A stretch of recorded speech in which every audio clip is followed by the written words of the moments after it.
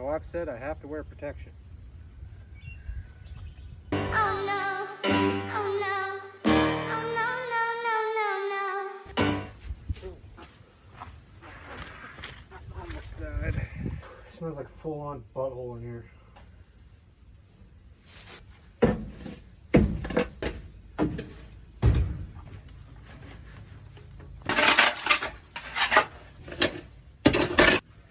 Breakfast. What was that? Giant rat.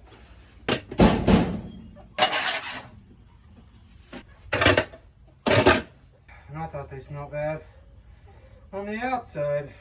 God, this is disgusting. Don't tell my wife I broke her chicken coop. Don't forget to follow for more clucking good content. Get it? Clucking like chickens. Do you mind? Go. Go. Go and get out. Chicken even that good.